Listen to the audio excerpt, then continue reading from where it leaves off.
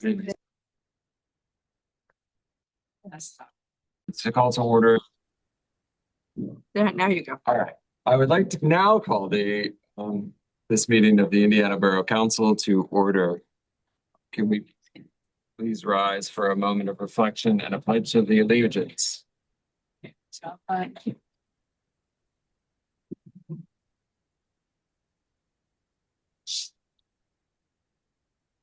I pledge allegiance to the flag of the United States of America and to the republic for which it stands, one nation under God, indivisible, with liberty and justice for all.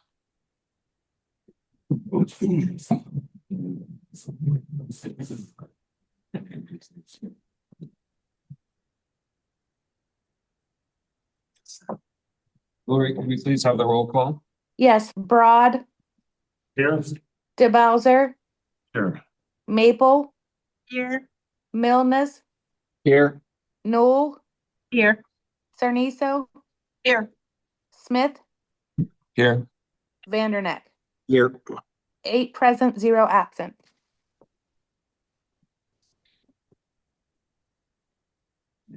Do we have any additions or changes to the agenda this evening? We had to move LCAP up. Yes, we might move LCAP up. Have you seen any new entrants?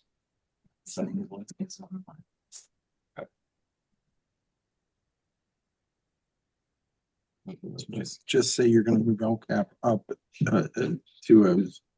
Is this part of the Smith? This.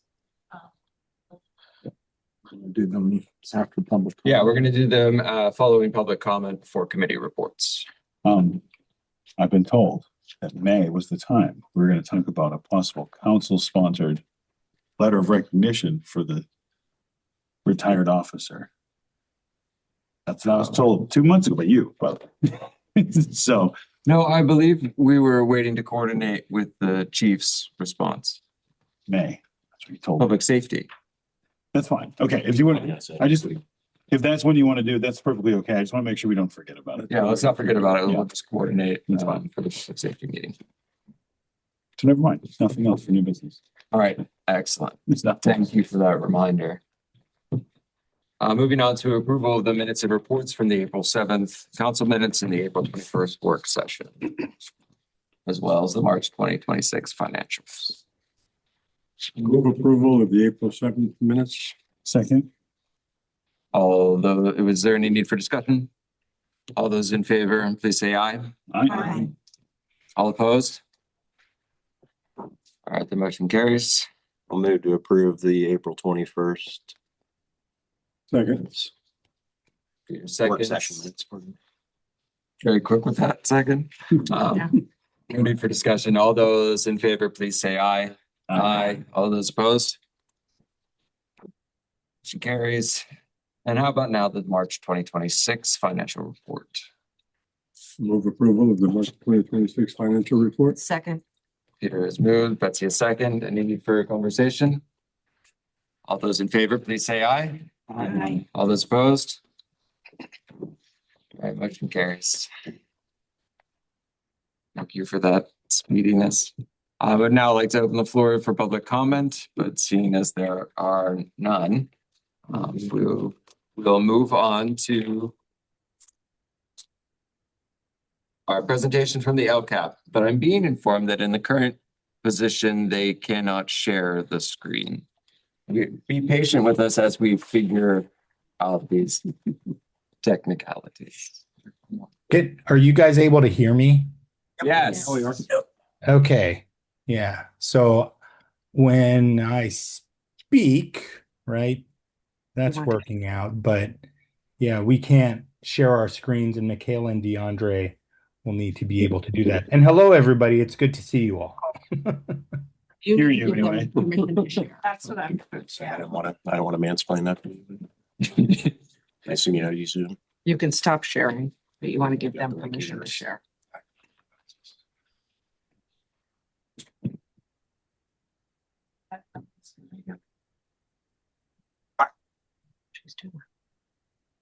I think you're good with what you're doing. You could go and discern it. I want to say it's under the roster, like you go to each Yeah. person. Disembodied voice from the sky. Can you hear me? Go to their person, yeah, No, we're busy sharing screens.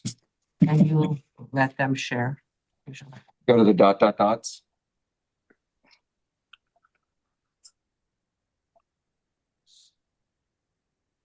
Is that on there? I can't Go read this. to, no. It's different. You know, I thought with all these young people, we'd have people who could just do this. We do. Nicole is one of those people. Why would I be? It's, you might want to stop sharing. You should stop sharing. Yeah. Stop sharing. How about under the, You're sharing again. yeah, Okay, go to participants. Up button. this, Yeah. The button. Not that button. The Arrow. on next to it. stop sharing. I'm so glad I'm not the one touching the computer. That should be worse. Share settings. Wow. That's where she was, yeah. She wants to share. Shared from. Computer. Tap host tools. Do you have host tools anywhere? We'll go down. It was the second option on the Go to host tools. Oh, Host. I feel like I'm watching a close Spanish. Like I catch every other word. It doesn't really make sense. Occasionally I might hear just a sentence. I don't send me invites, I just the system I've worked out. When somebody's like, you may send me an invite, like, yeah. Participants staff to share screen and The little screen down as well as the big screen. And we're sharing it with ourselves. Well, okay, so now you just have to make them panelists. is that? Yeah, it says under participant, then you go to the dot, and then that opens up, make to. Sounds like a little song. It's more. Promote the panelists. Oh. They've been promoted.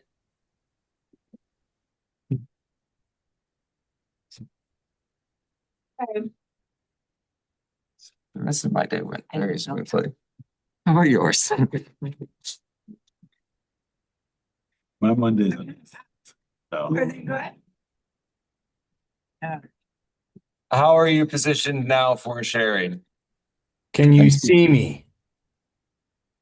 That I can- and You cannot. Well, I can see you and I can see myself. So that's fun. well, that actually streams us. We can see us and ourselves. stop sharing. Well, I just wonder if I Us. talk long enough, then eventually you'll. Oh. Yeah, there you go. Well, like a shift to the person talking button. There it is. There's Michaela. Where's DeAndre? You didn't promote DeAndre. Oh, don't promote BMS, promote DeAndre. if DeAndre he's- Hutton. Yeah. He is on there. One up. I No, thought DeAndre. that's not DeAndre. The red I one. stayed in. Nicole, the red one, the red DM. One more. You're on the wrong one. You're on the wrong one. Click on. What is it like to have 10 backseat drivers? It's probably infuriating. Yeah, probably. Why'd the manager quit?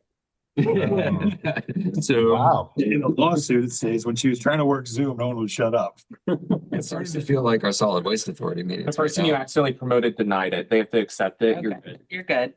All right. EMS out. Thank Okay, you. there's DeAndre. Michaela, do you wanna Right person. come on camera here? Hi, so I'm not able to go on camera. I only have the audio feature, and I'm also unable to share still. Is DeAndre in leader mode? Yes, I am, and I can share. Okay. Okay. I don't have an option for the camera. It just says audio and raise hand. Is there a way to fix that, or should we just proceed? I mean, there's. To Michaela. thing. Oh, If you go over her name, her box. Michaela? Yeah, On in the the, bottom left, the bottom right. in the panel with the videos. Where the pictures are. More bottom right. There you go. The dot, dot, dots. Hiding on video. Hi. It might be on your end. It's probably, You make him Dutch. I mean, we didn't do anything different to DeAndre. That Speak Hindi. yeah. Can't read all the old stuff, so. Yeah, it's too old. I can't see the screen either. At all. When your eyes too young. I can see all. I ate a lot of carrots. Just keep eating carrots. There we go. There's an invention called glasses. Ah, yes. Here we Yes. are. Okay, I think that we are all That's money and insurance. here. Michaela's video came on. Okay, now the next hurdle. Are we ready for me to share or? Yeah, Yes. give it a shot. Let's see what happens. Why not?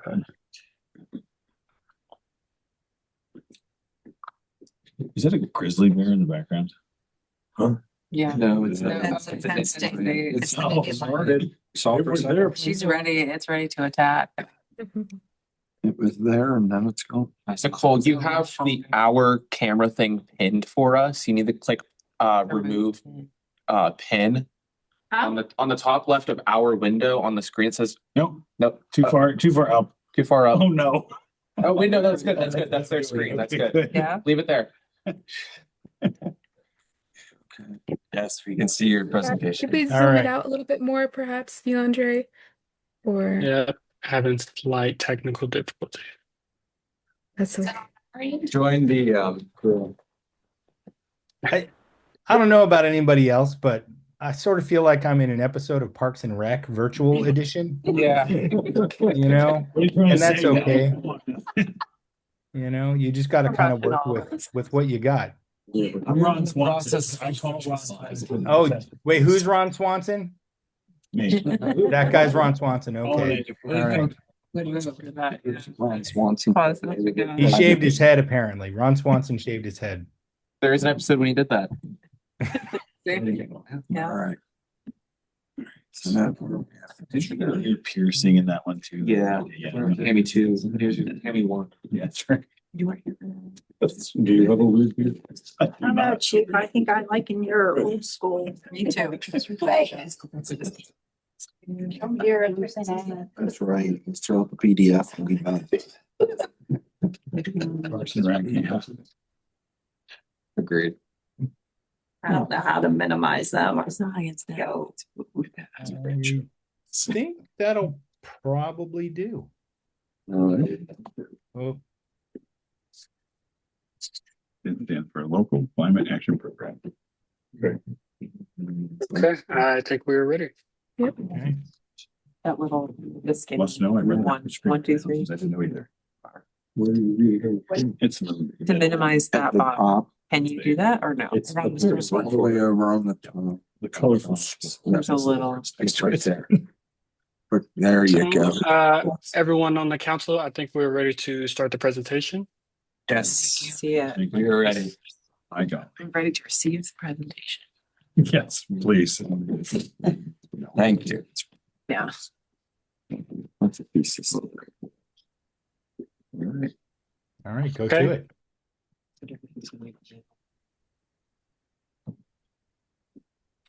Okay, so thank you for joining us today.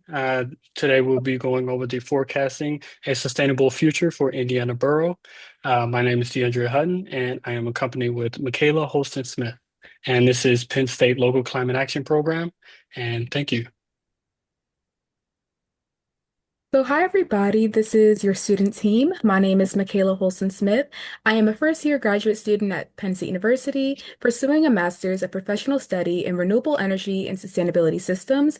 I also have a bachelor's from Penn State in biorenewable systems, and I work professionally for Penn State Extension as a nutrition educator. My name is DeAndre Hutton. I am recently a graduate of Penn State University from the Master of Professional Studies in Renewable Energy and Sustainability Systems. I also have a Bachelor of Science in Energy and Sustainability and Policy. And professionally, I actually work in Denmark doing sustainability advocation for educational coordinators.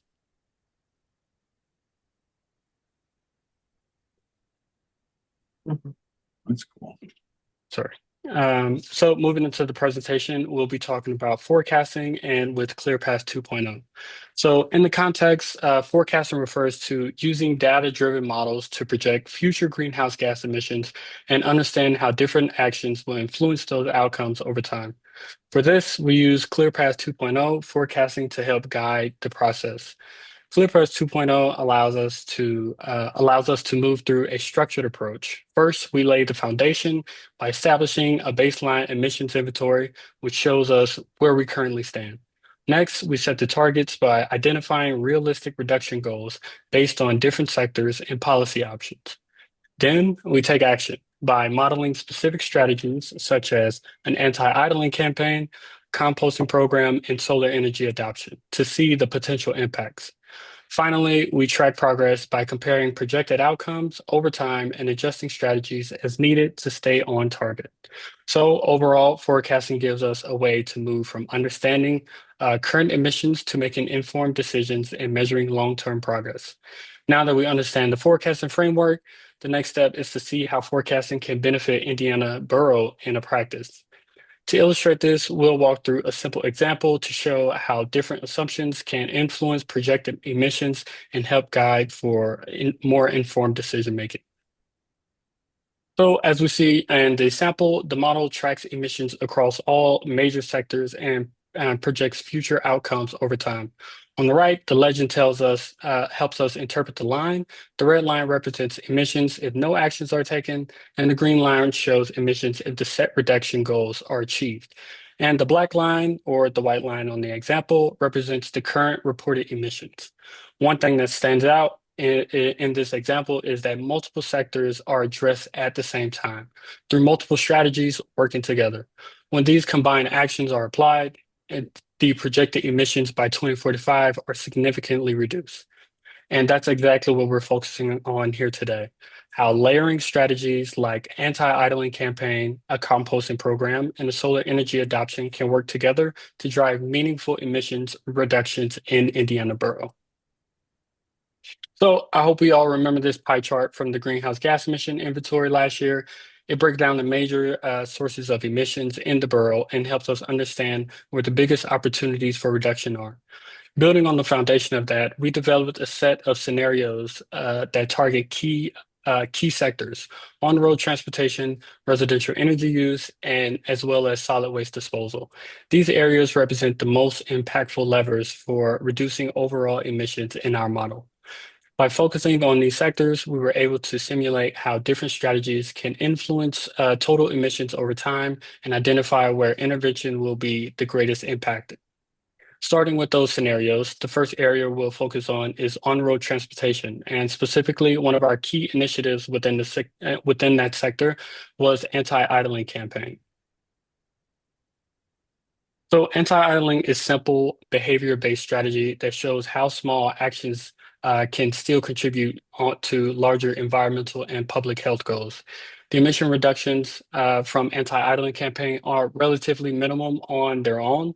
However, that doesn't mean that the impact is still small. What makes this initiative especially valuable is that it delivers a 3-in-1 benefit. So on the health side, reducing idling improves local air quality, especially in high traffic areas like schools and community spaces. That means less exposure to harmful pollutants for residents, particularly children who are most vulnerable. On the environmental side, it helps reduce unnecessary emissions from vehicles, even if the overall reduction appears modest. And on the community side, it builds awareness and encourages simple behavior changes that is easy to adapt, but meaningful at scale. So even though the emissions reductions may seem small, the overall impact is still important. Anti-idling is a simple, low-cost way to improve air quality, protect public health, and reduce unnecessary emissions. And with that, I'll be passing it on to Michaela to further explain how composting could also help reduce emissions. Thank you, DeAndre, for talking about our anti-idling initiative. So earlier this year, we began exploring the development of a community composting program for the Indiana Borough. The first step was applying for this grant right here. As you can see, this is the application, and it's the full application is one page. The first step was applying for this Pennsylvania Recycling Technical Assistance Grant, and this grant was going to provide $7,500 in free consulting support. This would have allowed the borough to work with an engineer to complete a feasibility study at no cost. The study would have helped us determine whether successful models like in State College or Media Borough's composting programs could be adapted here. It would have answered a key question about food waste collection, operational logistics, site selection, and long-term program design. Essentially, it was a foundational step needed before pursuing a larger grant and funding to start our composting infrastructure. That's what. Yes. So while we put significant effort into making this possible, we decided to pivot. And so even though we had gathered a lot of background research and reviewed these feasibility studies, and also helped prepare the application itself, we decided to pivot to the next slide. So we did not move forward with submitting the free technical assistance request, and we decided to pivot to invest time in creating a work plan. So one of the topics that this work plan demonstrates is the anti-idling and the composting and the forecasting models for renewable energy. All three in one, we decided to pivot our focus into creating a work plan for an intern to complete over a summer of 8 to 12 weeks. So our current focus, instead of moving ahead with the composting, we created this work plan to strengthen the borough's recycling program. As we learned, the borough's recycling is down about 50%. So we were looking for ways that an intern could possibly help collect data, develop public education materials, and support readiness for future grants and funding. So this way, the work would still advance the borough's sustainability goals and position us for future improvements and continue to keep the ball rolling on the work that we have done the past 2 semesters. So I hope you all remember this pie chart from the greenhouse gas emissions inventory, and it breaks down the major sources of emissions of the borough to help us understand where our biggest opportunities for reduction are. Building on that foundation, we developed a set of scenarios that target key sectors. So residential was our focus, and so we wanted to focus on what would it look like if we adopted more solar panels in the borough. And with that, we were able to see a significant reduction by 2049, and we were able to stimulate how these different strategies can affect the total emissions over time and have an impact. So 105. that brings us to our next slide. And now, instead of looking at each initiative separately, this slide focuses on the integrated impact of combining all 3 strategies: the anti-idling campaign, the composting program, and the solar energy adoption. Each of these efforts targets a different source of emissions. The anti-idling campaign reduces transportation-related emissions by changing everyday behavior, while the composting program cuts down waste emissions, particularly methane and from landfills. And solar energy adoption lowers emissions from electricity by shifting to cleaner energy. But the real value comes when these strategies work together. So instead of small, separate reductions, we start to see a much bigger overall decrease across multiple sectors. Even changes that might look small on paper can have a real environmental impact. For example, the difference between 100,000 metric tons and 108,000 metric tons of emissions may not seem like much, but on a climate scale, that can mean a shift from 40 inches of annual rainfall to 48 inches of annual rainfall.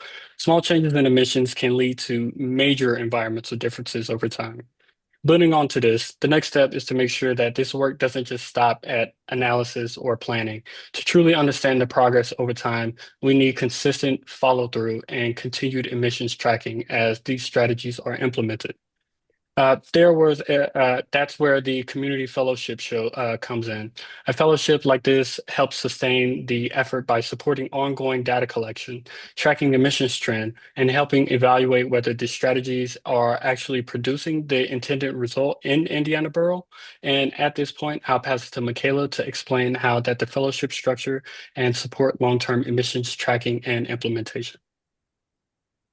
Thank you. So this is the first time that LCAP has ever created something like this, at least Penn State LCAP that we know of. So we developed a comprehensive student work plan that advances Indiana Borough's sustainability goals through education, community engagement, and climate-focused action. We are taking all the work that we've done and we're turning it into a meaningful, impactful, on-the-ground uh, work internship. So our first initiative of this is the next slide. The anti-idling initiative. So the intern would promote cleaner air and reduce emissions through community education. So that would look like developing outreach materials, gathering data on the ground, and working with schools like IUP and Penn State and local partners to encourage cleaner air and lower emissions on the ground. Next, looking at community composting and recycling. Uh, as I stated before, the application is already complete. So if the intern wanted to pick this back up and be that technical, um, and help the technical support engineer throughout the process, then they would be able to, since the application is already completed. Um, they would be able to increase awareness and reduce barriers to participation. And their main aim would be to grow community engagement and existing recycling efforts. And with doing this, it would help position the borough to reduce waste, support sustainability goals, and have them relaunch or expand new programs such as composting or expand or improve their recycling programs. We also wanted the fellow to work on renewable energy education. So that looks like possibly developing fact sheets with IUP students and faculty, possibly having seminars in the community for Renewable Energy 101 or curriculums that could be used in schools or community groups, as well as hosting events, solar tours, and energy efficient clinics, and build an online resource hub. So updating the presence of the borough sustainability goals and possibly having an updated approach to that. So the fellowship student work plan outlines all the possible different initiatives that they could work on in detail. And now we're going to talk about the challenges and considerations. Okay, so just like all great things, challenges arise in different forms. First is the quality of input data. In many cases, we're dealing with incomplete or inconsistent access to assist tracking, which can limit how precise our forecasting results are. The accuracy of the model depends heavily on the quality of the data we put into it. Next is behavioral changes. It is difficult to accurately predict how people will respond to initiatives like anti-idling campaigns or composting programs, even when the environmental benefits are clear on paper. We also have Scope 3 emissions, which include indirect emissions across the value chain. These are much harder to measure and track, but still significantly impact the overall emissions picture. And finally, there are unpredictable external variables. Factors outside the model's control, such as economic changes, policy shifts, or unexpected environmental events, all of which can influence outcomes. That's why collaboration is essential. Working alongside with Indiana University of Pennsylvania and Indiana Borough helps strengthen data collection, improve assumptions, and ensure our model reflects real community conditions as accurately as possible. Together, this partnership helps turn these challenges into opportunities for stronger, more realistic, and more actionable sustainability plans. And on the topic of the student work plan, it was developed in partnership with IUP. Josiah and Jonathan, with the IUP Sustainability Program, helped create this, modify it so that it was concurrent with what they were learning and that it was feasible for the borough. So that's how we created that. But in conclusion, the work plan was developed to address these current issues, and we also can move forward from here and leverage existing composting groundwork. So while the composting program development has paused, the research, feasibility materials, and grant preparation completed this semester by LCAP students is ready to use whenever the borough is ready. We can also advance these anti-idling policies in education by using the collected data, and DeAndre completed a whole toolkit for the anti-idling initiative. We can also adopt and utilize the student work plan, which again is a great way to keep the ball rolling a lot of these projects that we have going on. And once again, we can support and strengthen community partnerships so that they can we can all work together to make this possible.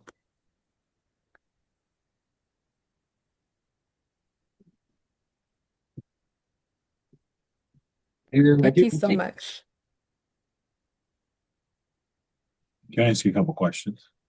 Yeah, you guys, me or them questions? I'm asking you if you're okay with me asking them questions. Oh, yeah. Are you guys okay with answering some questions? I think. Yes, Absolutely. of course, please. Totally. I might have missed it and I apologize. I'm not really good with like memory wise when the numbers change from screen to screen without them being next to each other. So was there a projected improvement from anti-idling? Yep. So actually, anti-idling pretty much attributes to 2% of total vehicle emissions or transportation emissions. So although the impact is small and minimum, I would say if anything, we also look at the environmental impacts and the health impacts that it comes with. Okay, so you're saying total idling was 2% of the big pie. Is that correct? As of like today? Is that what you're saying? No, so entire idling in Indiana Borough was about 15% of total emissions in the borough. So like it is I think it's the US Department of Energy stated that idling contributes to 2% on top of the transportation emissions. Understood. So an anti-idling campaign, like you were Yes. saying, is relatively small, but I mean, it's also relatively easy to do, right? Just turn your car off instead of leave a giant diesel truck idling for 25 minutes outside my house. Yes. Yes. You should throw noise pollution in there. And DeAndre, did you want to Oh yeah, mention that's a good one. we actually mapped out using GIS where the vehicles most traveled and have an impact on the idling. So for example, school lines when they're waiting to pick up their child is a great location to have more education on that anti-idling initiative in a borough. Yeah. No, I like it. I wish it was more because I hate idling. I mean, we also may have had a borough vehicle outside of the borough office for quite some time today idling. And I think about that a lot. Just saying. Wasn't me. It wasn't you. But Meaning it hits I Cliff. have another question, if I may. It hits Cliff. So I know we're not necessarily at this exact moment, moving forward with the composting part of the program. But I mean, I think keeping nutrients in the environment where you can use them instead of burying them in a landfill is a great idea. But I didn't quite see the connection to reduced emissions. I mean, decomposing material in the borough or in the landfill is still the same decomposing material. No, it's not. Please educate me. Sure.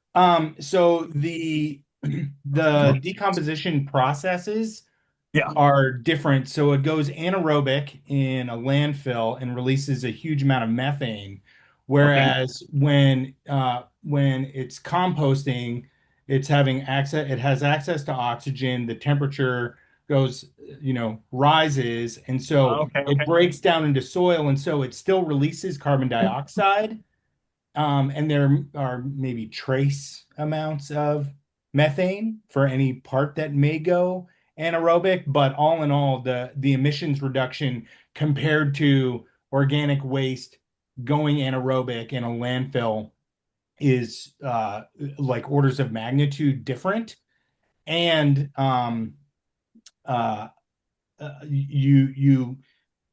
if you do home composting, you're limiting the amount of transportation to get to the landfill. I mean, there's a whole set of things that you can do with composting that you can't do if you're sending it to the landfill. Now, that being said, you're also then not using biogenic gas. And I guess the last thing I'll say is that methane as a greenhouse gas is in the near term about 80 times as potent as carbon dioxide. Over 100-year time scale, it's over 20 times as potent as carbon dioxide molecule to molecule. So keeping it as carbon dioxide, even if it's warming, is much less potent than methane in the near and long term. So for the layman, does anaerobic simply mean it's trapped in a giant pile? It means the use of oxygen is aerobic. Yeah, and deprived of oxygen. So the decomposition just goes to to methane, and that's bad. Yes, bad. Landfill, bad. Compost, good. No, I appreciate Just to that. add on Well, to you that, educated me. you don't know what you don't know. So when we initially started this, we wanted to find free resources to see if this was even possible. So again, the application is already completed on our end. It would just need to be signed off, and you'd Yeah. have a free engineer come on site just to do a feasibility study to see if it's even possible to answer all these questions. And you don't have to proceed with it from there, but it would unlock a whole lot of information to see if you could go about it and how to go about it in a cost-effective way. And the funding is available at this moment to do that for free. I have one last question. To do that. Was there a reason why that was not the direction that you recommended? The Well- director of our solid waste authority Oh. kind of avoided and then just. I mean, Basically perhaps said there is an no. alternative way to do it. I actually was approached this last week from some farmers who asked if the borough would be interested in working, and I know they work with a community garden. I don't know if there would be, if Well- the solid waste authority couldn't do it, I just wonder if there's a secondary. They can do it. Yeah. Could we authorize the technical assistants to go on location to a business for us? Would that be included, do you think, Michaela? You're more familiar than I am. Solid waste. I would have to check into that, but I believe that There's no. it's definitely it's something I would look into, but it is free. So if you guys could possibly talk to the solid waste manager and say, oh, would he be interested in just seeing if it's possible? This is a feasibility study for them to answer all the questions. You don't have to proceed with the composting, but it's just to gather more information. They already do it, and it would be technical assist advising them how best to do it for themselves. Too, Yeah. It's a free resource. The borough can compel things. I already completed the application as well. It was just one single page. It only takes 2.5 to 3 minutes to get that through, just to figure out more information from them. Thank you so much for that I work. think on they that. need an internship or intern up to. I don't know. Is it Yeah. one or the other, or do we have to do, could we do It's one or both? the other. The intern was just an addition to the borough's sustainability initiatives. You don't need both to get it done. We could have both, though. That's what I'm asking. Can we do both? Are we allowed to have both? Absolutely. Okay. Yeah, these great students have worked on this project, but they are not sticking with us and into the future. They are handing this off to us, and it's going to be our responsibility as Borough Council to move the initiatives forward, and something we're going to be taking up in community development and looking at what we want to indemnify or authorize as the borough and how we can move forward. Because I think these ideas are really great. I'm super glad you gave us the presentation. And Luke, yes, you sound like you have another I have question. one last question, okay? A lot of the people who may be not necessarily in favor of solar panels may have this exact question. So if we get a good answer, it might help to sell the process. And that question is, you projected by 2049 that having a lot of increasing solar panels, that's a 23-year span. In most technologies, by 2049, whatever we install today is basically obsolete. Not necessarily end of life, but almost end of life. So does that account for the transition that would either have to happen at that time or very soon after that time, which all by itself would create a large amount of waste, right? You're going to have swapping out solar panels and replacing solar panels and changing energy units. And I'm going to say a bunch of technical crap. I don't know what it means, but in general, you're going to have to replace a bunch of stuff. So does it account for any of that in that projection? When you say, does it account for that? Do you mean, there are several parts to that question. There is the change in the production out of the panel itself. There is the recycling or reuse or reclamation part. Do you mean like everything? But forgive me, let me be more specific. I believe in the first presentation, there was a comment on like construction's like a one-off. It's almost like an outlier emission, right? So changing old solar panels into new solar panels which within the next 20 to 30 years would have to be necessary because they become obsolete, stop working, I mean, right? we know from our wastewater treatment plant that's going on, is that the lifetime of those solar panels is beyond the 40-year horizon. I thought it was 30 years. forgive me. But the thing that needed replaced, I think at 25 years, was the inverters. Okay, I misremembered that. I thought it was a 30-year That's okay. lifespan. From what I gathered from your conversation was, what was the rate of adoption? Like, so if we're projecting Yeah. increased solar panels, what was the rate of adoption that we used to project that forecast model? That wasn't my question, but that's a great question.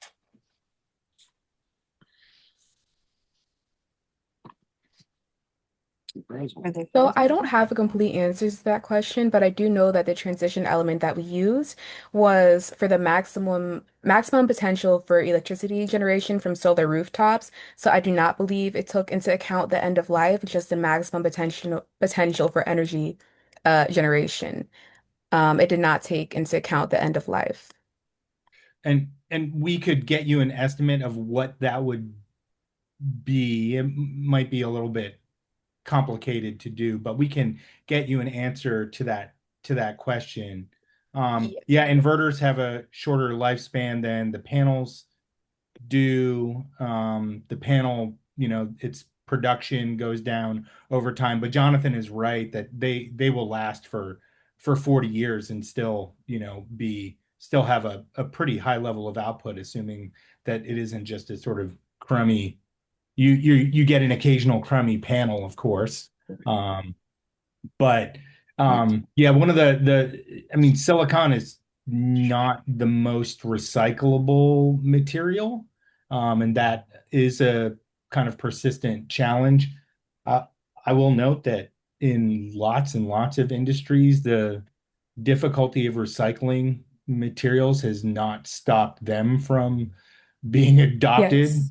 Like all kinds of things. Go ahead, Michaela. Just to add on that, I'm currently taking a sustainable technology course right now, and so there is a lot of emerging technology on the recyclability of the solar panels. So, for example, I would say about 90% of the panels can actually be extracted for the aluminum, copper, silicon, and reused into different for their precious metals for different things. So they can be recycled, a fair bit of it, not the whole entire panel, but they can be recycled. Can we get that out of the recycling plant? We don't have enough solar panels yet. Hey, if we build it, they might come. I'm just saying. Oh, Jesus. All right. I like your thinking. All right. Okay, thank you all so much. Yes, thank you. Forward to speaking with you guys following this meeting. Yeah, did you have any questions for us? No? Thank you for having us. All right, Thank you for your hard work. thank you. No, we figure out how to don't sweat. Yeah, how do you get out of the? Sorry, one thing. I'm not sure. I thought we were doing two more presentations. Oh, Did sorry, we go over the time allotment? No, I didn't know there were more presentations. Sorry, I was Oh. wondering where your presentation was. Yeah, that's I got it. That's why our eyes got like real big. We were like, wait, what's happening? I mean, this is my last class, so I was gonna be like, okay, but I definitely wanted to do it. So My bad. Yeah, Jonathan didn't let us know that. I didn't know it. I mean, I forgot. All right, let's roll.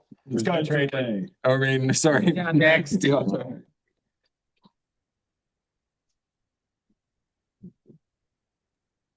okay, just give me a second. I'll have the presentation set up. While you're doing that, no matter how much I argue with you, I love what you're doing. Okay, I'm just devil's advocating over here. Okay.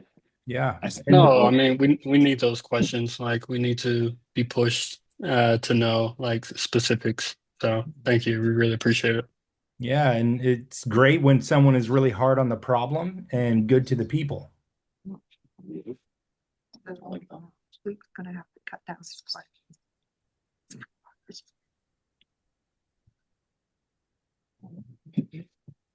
In the interim, there was a truck in front of my house once with a construction crew. I called they started idling in front of my house at 5:30 in the morning. Yeah. I called the number. Well, this is the perfect presentation for that person. Yeah, all right. Take it away, my friend. All right. Let's go. So, hello everyone. My name is still DeAndre Hutton, and I am with Penn State Local Climate Action Program. Today's presentation focuses on the EPA Anti-Idling Toolkit. But before diving into that, I'd like to briefly share my background and the work that led us here. So I hold a Bachelor of Science in Energy, Sustainability, and Policy, and recently completed my Master of Professional Studies in Renewable Energy and Sustainability Systems. Over the past 9 months, I've had the opportunity to work with Indiana Borough community, where I've helped track greenhouse gas emissions. Through this work, I've explored practical community level strategies to improve air quality and reduce emissions from everyday activities, especially vehicle idling. This work also aligns closely with the STILLS program, which emphasizes real-world problem solving, environmental awareness, and community engagement. Addressing vehicle idling is a strong example of how students and communities can apply STILLS principles to make meaningful climate impacts. That brings us to today's topic. I'll be walking through the EPA's anti-idling toolkit with a focus on different resources it provides. The toolkit includes ready-to-use materials such as letters, flyers, observation guides, and timelines designed to help schools implement an idle-free campaign.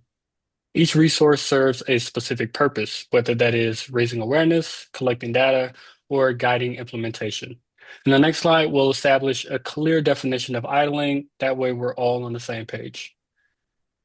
So according to the U.S. Department of Energy, idling is when a vehicle engine is running while the vehicle is not moving. This is something that we see in everyday situations. For example, vehicles often idle while waiting in school pickup or drop-off lines, sitting in traffic, or when warming the car up in colder weather. While these moments may seem small, they add up to contribute to increased emissions and reduce air quality. Now that we have a clear understanding of what idling is and where it commonly occurs, the next question becomes, why does it matter? Or more importantly, why did the EPA create a toolkit to address it? So one of the main reasons is to protect children's health. Children are especially vulnerable to vehicle emissions due to both physiological and behavioral factors. They breathe at a higher rate than adults, which means that they take in more air, and more air means more pollutants relative to their size, relative to their body size. Because their lungs are still developing, this increased exposure puts them at greater risk for respiratory irritations, reduced lung function, and long-term conditions like asthma. Repeated exposure during these critical growth periods have a lasting impacts on their overall health.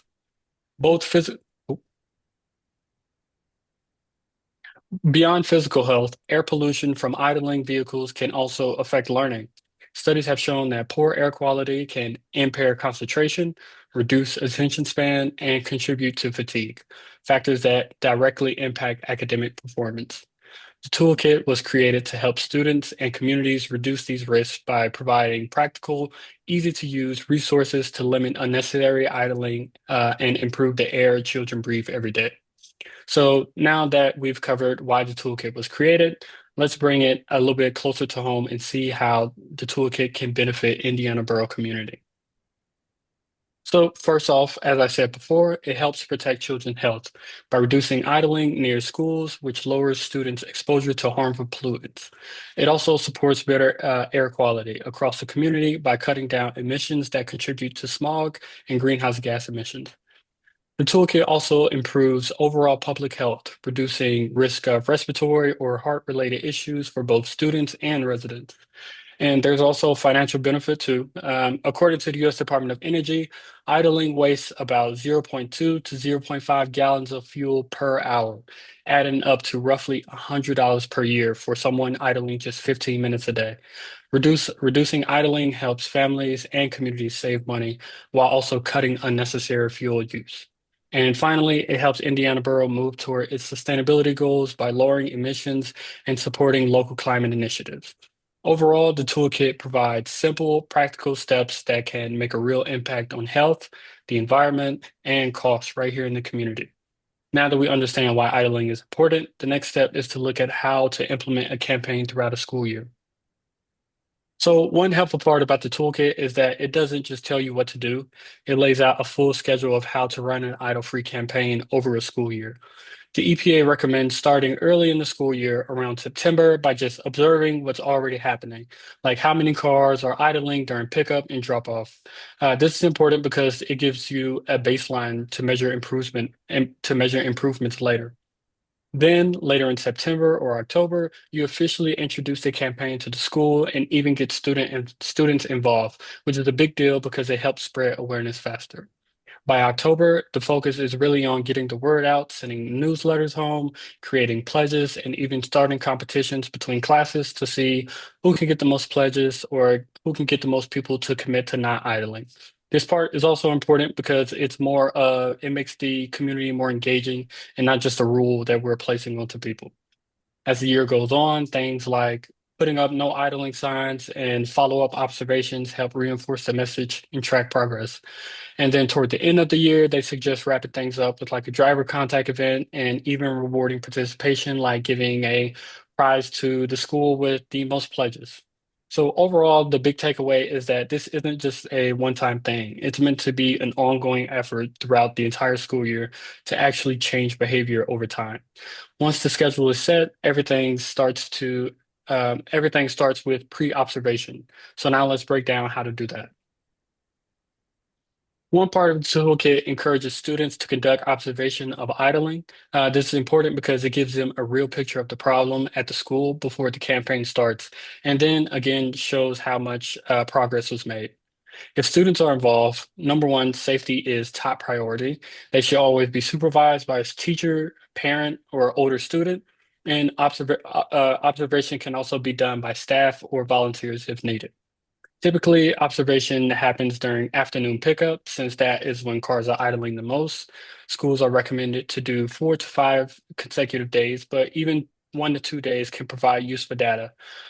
Pre-campaign observation should be done before promoting the campaign so that it reflects the normal behavior. Observers can tell drivers that they're collecting data for transportation study if asked. Optional mid-campaign observation can happen in January and post-campaign observation in April to show the effectiveness of the campaign. Observers split the school into zones so all cars can be tracked, arrive 20 to 30 minutes before dismissal, and stay until pickup is done. They need basic things like clipboards, pens, observation sheets, and a watch to track idling times. Finally, the data is collected, analyzed, things like vehicles, how many were idling, total idling minutes, and emission estimates. This turns the observation into a measurable result that shows the impact of the campaign. Once the observation process is explained, a sample sheet illustrates how that data can be recorded and organized. So observers record basic information like their name, school, zone, date, time, and weather. Then they track each vehicle, whether it's a truck or a car, the arrival and departure times, and whether it was idling, and if so, for how long. This sheet helps organize the data so students or volunteers can tally results later, like total idling time or a number of vehicles idling. It turns what could be a messy process into something simple and measurable. After gathering the data, the next step is to get the word out, and a school newsletter is a great way to do that. So the toolkit provides sample newsletters that schools can use to get the message out to families and the community. It highlights the new no idling policy and explains why it matters, like reducing air toxins around students. It also encourages parents to sign pledge forms and mentions visible reminders like the new no idling signs and idle-free school events that would be at the end of the school year. The article includes a simple, clear message like turning your vehicle off and waiting more than 10 seconds saves money, or waiting more than 10 seconds for turning your vehicle off protects the air and saves money. It is an easy way to spread awareness and keep the campaign visible. After spreading the word, teachers play an important role in further supporting the campaign. So the letter to teachers and staff explains the school's idling policy and outlines how they can support the idle-free school campaign. It covers student involvement and ways teachers and staff can help reinforce the no idling message throughout the school year. It explains how students might be involved, like helping with the campaign or collecting pledge forms, and how information will be sent home to parents. There's also an incentive like a class competition or a school competition to get more people involved. It also clearly outlines the idling rule, like turning off engines while waiting, and explains that the goal is to reduce pollution and protect student health. Overall, this letter is important because it gets teachers, staff, and families all on the same page. And this leads me directly to the teachers and staff pledge form. So this is the pledge form from the toolkit for teachers and staff. It's very simple. It just asks them to commit to turning off their vehicle engines while waiting near or around school grounds. One important thing that it highlights one important thing that it highlights is that idling for more than 10 seconds isn't recommended, which shows how small of a change this actually is. There's also a spot for students to sign as a witness, which is a nice touch because it's a reverse on the usual hierarchy in schools, giving students an active role and responsibility in supporting the campaign. Overall, this form is important because it turns awareness into actual commitment. After getting teachers and staff involved, the next step is to get the parents and guardians on board. So parents and guardians are informed about the school's no idling policy, similar to the teachers and staff, and how they can support the Idle-Free School campaign.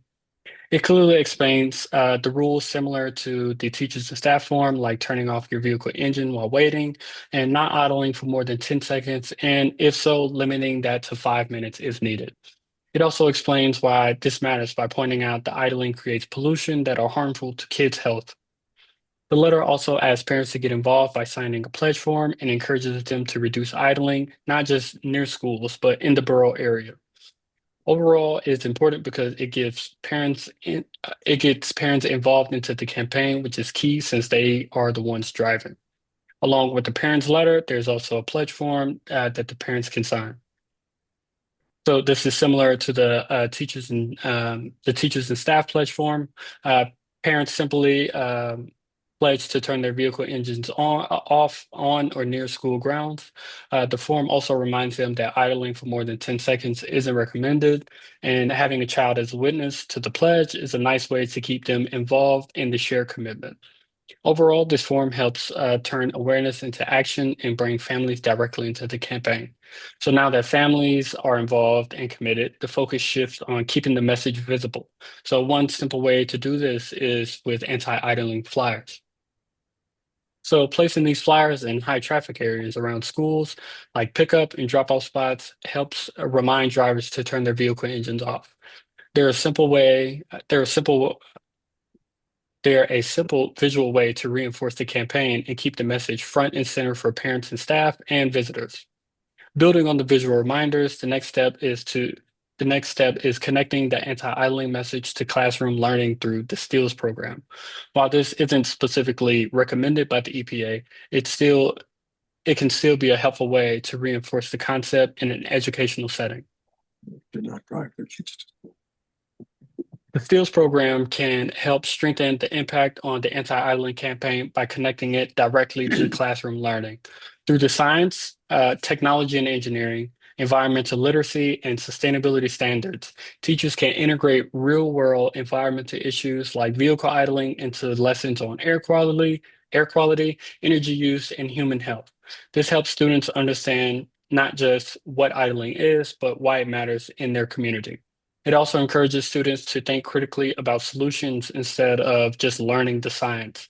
They can learn to connect it to everyday behavior, like turning off the car in pickup lines, and see how small actions reduce emissions. Overall, STEELS program helps turn the anti-idling message into an educational experience, reinforcing awareness and encouraging long-term behavior change among students and families. To wrap up, reducing vehicle idling is a simple action, but has a meaningful impact. It helps protect children's health, improve air quality, and benefit the entire Indiana borough community. It also reduces waste. It also reduces fuel wasted and saves money while supporting broader sustainability climate goals. The EPA anti-idling toolkit makes this process practically by providing ready-to-use resources that schools and communities can easily implement. And when paired with education support like the STEELS framework, it also helps build long-term awareness and environmental change among students. Overall, small changes like turning off an engine can lead to real environmental impacts, real environmental improvements on cost saving and environmental equality. Thank you.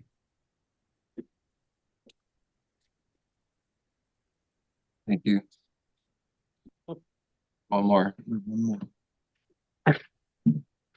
Any question from the entire one? Well done. Thank you. All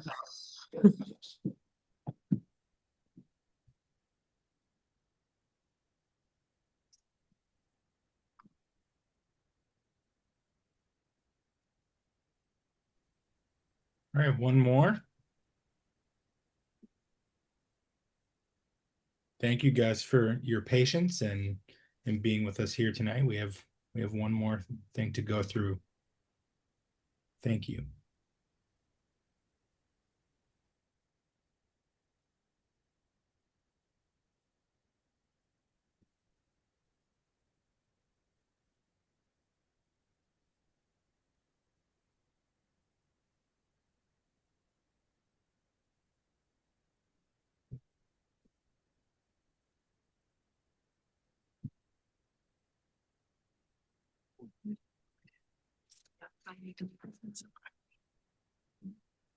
DoorDash margaritas.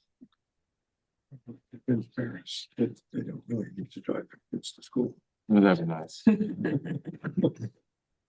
Well, if the fuel keeps going up, maybe they'll. Maybe they'll stop. Well, I never drove my kids to school. hard pressed, if it's my wife, that what my kids learned on a school bus is, It's not true. grounds for driving them to school. Yes. Yes. I don't disagree. Sorry. No, they're there. You guys are okay, right? When it's all the. When it's going out. Yeah, When you get in a warm car. that's why there's a recommended time span, right? That you don't follow. 10 seconds, 10 seconds. Just kind of blows. Okay, 5 minutes. Okay, yes, we're ready. Can everyone see the screen? Yes. Okay, sorry, Thank you. I had technical difficulties. Well, So that's the today I'm going to be presenting the Indiana Borough Sustainability Work Plan. So again, this is going to combine the anti-idling commission, sorry, this is in the way. It's going to combine the anti-idling initiatives, the community composting, and the renewable energy. So first, I'm going to talk about the purpose of the work plan, our project partners, overview of key initiatives, such as anti-idling, composting, and renewable energy. Community engagement, how are we going to collect data and evaluate and the expected outcomes? So project partners, to create the student work plan, I worked with the Borough Planning Community and the sustainability team, as well as IUP, their sustainability program with Josiah and Jonathan. Community organizations and local schools, we had brief over-the-phone conversations with, and to make this possible, the intern will be working with residents, businesses, and municipal departments. So what is the purpose of this work plan? The purpose is to strengthen local climate action, the coordinated initiatives to build community engagement and behavior change, and provide data-driven tools to support borough planning and leverage academic partnerships with IUP for research and outreach and implementation. So the anti-idling initiative. The goal is to reduce emissions from municipal and community vehicles, improve air quality, and promote behavior change. To do this, we wanted to help conduct that baseline idling assessment. We wanted to also develop educational materials, whether it be from the toolkit and then tailor it to the specific schools in the borough. We wanted to also work on assigning signage and priority zones around the borough and launch outreach and awareness during the summertime with these schools, businesses, and transit providers, and track reductions and adjust strategies. So essentially, all of what DeAndre said would be happening, but the intern would really pilot this and take ownership over this and help oversee it to take a load off of the borough when maintaining this program. Going on to the community composting work plan, we would essentially just follow the technical assistance guide. So this guideline already has all the information that we would need once we go through the engineer. They would provide us with a guideline and a plan and a timeline on exactly what to do. The intern would just oversee it and help make it manageable. They would also launch public education on the composting initiatives and monitor and evaluate the output and expansion opportunities. And then we have renewable energy education goals. So for this sector, the intern would increase resident understanding of solar, wind, and efficiency options. Not all everyday people understand what renewable energy is. There may be a lot of misconceptions out there. That is why we would have an on-the-ground person go through door to door and host workshops and help people understand what it actually is. And they would help support decision making for home and business upgrades, so helping residents understand what the cost of solar is and what the impact of solar is, and help be a bridge between the borough, the residents, and renewable energy as a whole, and overall build long-term community support and climate initiatives. So the work plan itself would it details how you can create workshops, webinars, and have fact sheets with IUP faculty and students. They would develop a curriculum for schools and community groups to also spread the word of what is renewable energy, how does it work. And they would host demonstrations throughout the summer, like, for example, solar tours or energy efficiency clinics, and help again build that online resource hub. So how would we collect this? So data collection evaluation is one of the most important parts of this internship. I help develop metrics for each initiatives. So collecting data on the participation, the emissions reductions, and the cost savings. These three sectors would basically grade the intern on their effectiveness over the summertime. Also having an annual reporting structure. So at the end of summer, what was the impact of this intern as far as emissions and cost savings and participation, and a continuous improvement cycle. So right now, the interns' duties are related to anti-idling, the renewable energy, and the composting slash recycling. But the continuous improvement cycle will allow this work plan to adapt to the borough's needs. So, for example, if you have other initiatives in the future, this work plan can be adapted and changed to address those to integrate the climate goals of the borough. So the expected outcomes, after having this intern, we would hope that you would see higher reduced emissions and improved air quality, increased waste diversion through composting or recycling, higher renewable energy literacy and adoption, stronger collaboration between the borough and IUP whenever it comes to sustainability, and overall, you would have data-driven support for climate-focused planning, but more of a continuous approach because we're only here for the fall and the spring. Having a yearly intern would really keep the ball rolling on a lot of your initiatives.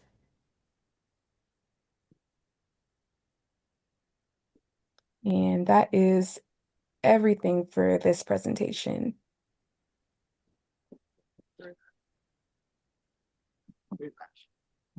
Thank you. Thank you. Good. Thank you. Thank you. I'm really excited to dig into some of those materials. Do we have any questions? Anyone have any questions? No? Thank you. It's really logical, Thank you. easy to follow. Congratulations on graduating. Thank you. Well, if anyone has any questions, Jonathan knows how to get a hold of us, and we will be happy to follow up. Thank you again for working with our students and the local climate action program, and I look forward to seeing what you all do. Have a good night. Thank you. Thank you. Take care.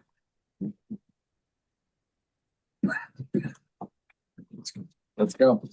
All right, committee reports. Administration Committee, Betsy. So I'm coming back to you.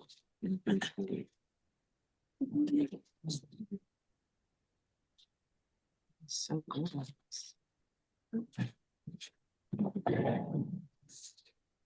There's lots of different problems like a tab on mine, you can click on it. I can't. I'm trying to find this. Thanks.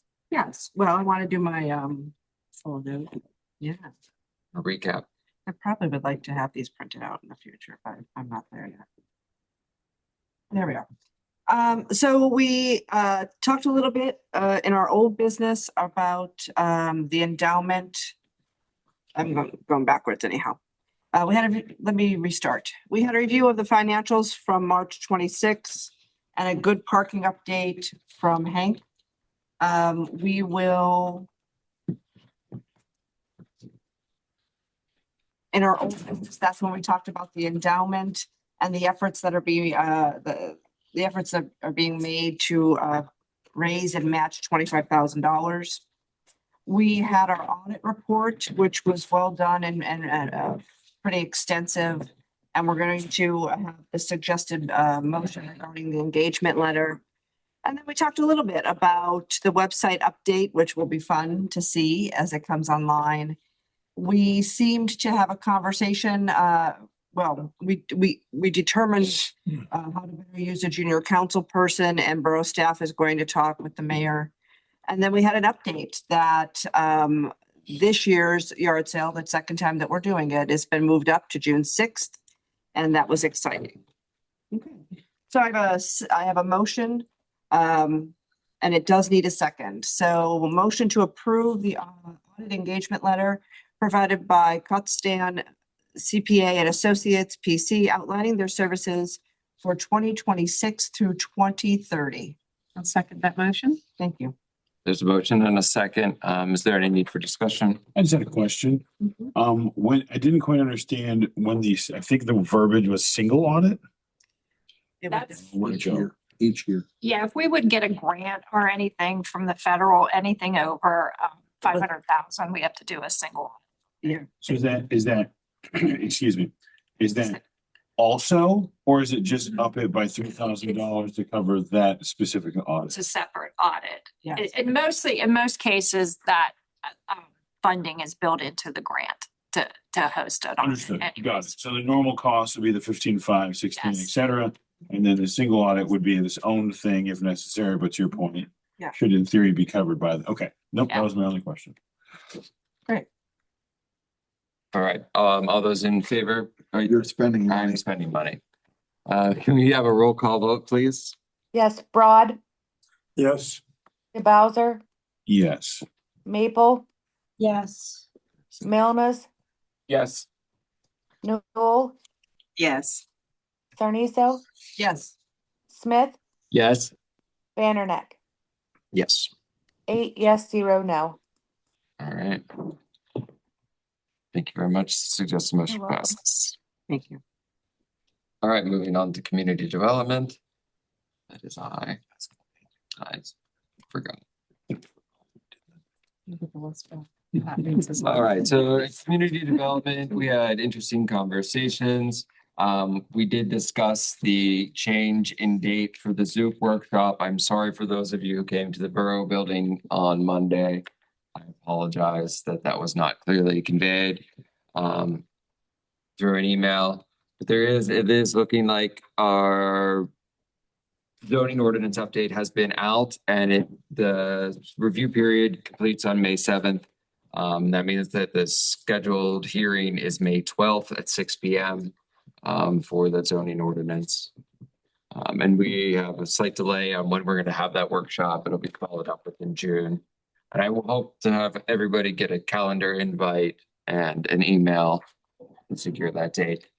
We got an update on our road safety object, road safety audit. The bike bed committee meeting is going to be following up on that at the end of this month. Our housing study, we've got responses from Ernestboro, Blairsville Borough, Humber City Borough, Indiana Borough, White Township, and Center Township. But the county has not made any response to date. 8th Street action plan is moving ahead, as is our cultural resource survey for the historic district updates. There's a number of meetings and reports that are going to be issued, but we'll have a final announcement sometime in October. September, October of 2026 about our historic district, what those fair borders look like. That's all I have. Yeah, that's all I have. Quick question. Yes. For the oh gosh. Where'd it go? Sorry, the road safety audit. That's the word I was looking for. We had gotten it just before, I believe, the community development meeting. Yes. So are we gonna have, talk about that again in community development? Or are we waiting until after the bike ped? I don't know what they're talking about specifically, but when are we talking about it again? Because it did come to us in an email. I don't know what our Yeah. takeaway of that was supposed We to. can have it on the agenda for next Tuesday, Okay. Because, following the zoning hearing. so I don't know if that was just community development, but we should have all received that. audit Yeah, we've in an received it. email We just a need couple to- weeks ago. So just for the people who might have forgotten. To digest it. Yeah. Okay. And I don't know that To be before the bike ped though. it is going to be before bike bed. So it's not till. I thought everybody was invited to attend that, the Oh. 27th thing, and then a discussion was gonna happen afterwards, but if. Honestly, all these meetings coming out of the planning office are getting a little confusing and unclearly explained. Okay. Like what's what? Yeah. I thought the meeting last night was for the community, We're gonna have. but apparently it was just for us, like education for us. Yeah, that was that planning that they got. Yeah. pushed back, That Yeah. workshop. Do we need Yeah. that? Eventually, when the plan is passed, so everybody's on the same page. It's just like a way to Clearly explain passed. things to us. Yeah. Staff, like who has to. Did we do that before we pass it? I'm just confused. So I asked Eden that in an email and Why she don't we stated that want- it is an implementation meeting. So once it's approved, here's how we're gonna execute it. That is what she explained Yeah. in an email. Okay, it's an implementation. meeting. Right. Yeah. Okay. Proposed passage. It was important enough to schedule before passing it previously. That's my question. So real quick, to go back to the safety audit thing. So are we waiting for something more from Bike Ped? No, I think they're just going to review it to understand their portion of it. So they'll be hosting a public meeting about it at the Bike Ped Committee. So that's like an open invitation for residents to attend the bike, So we can still talk about it, community Yeah, development, we if if you want. if you wanted to. Yeah. Okay, thank you. I'll figure that out. We got a lot on next Tuesday's meeting. Yeah. All right, next committee.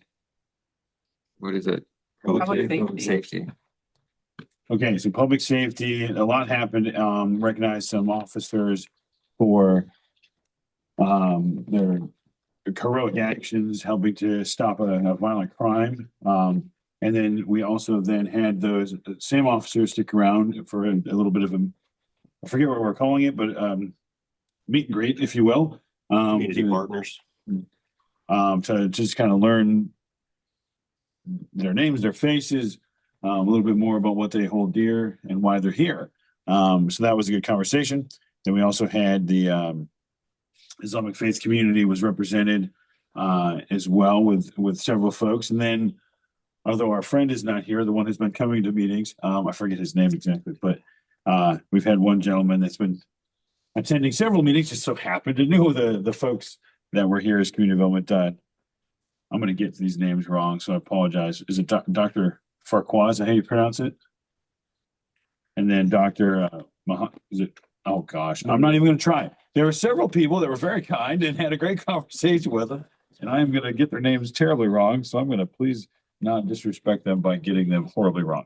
So that was a really good conversation. I appreciate them coming in. And then, yeah, we had some conversation with the IEP safety partner. There was some talk of ways to get through town safely, mostly in White Township. So we didn't talk too heavily about it, but okay. And then there was, I think that was the majority. We did talk about the hiring, which we'll get to the action item in just a second, but there was the plan laid out for hiring and as to why. And we'll get to that in a second. I'm trying to think of the other pertinent things. And then there's another action item as well that they'll go to now. As I scroll back to that page. So, okay. So the first one came out of committee. And so does not require a second, but the motion is to extend a conditional offer of employment to Christopher David Detweiler, Garrett Von Millen, and Bailey Michael Summerhill for the positions of police officer with tentative hire dates on or before June 14th, 2026, contingent upon successful pre-employment and municipal police officer education and training commission certification requirements as communicated to them by the chief of police. It does not require a second, so Jonathan. you wanna- All right. So there's a motion on the table. Is there, there's no second necessary. All those in favor, please say aye. Oh, you're hiring. Hiring people.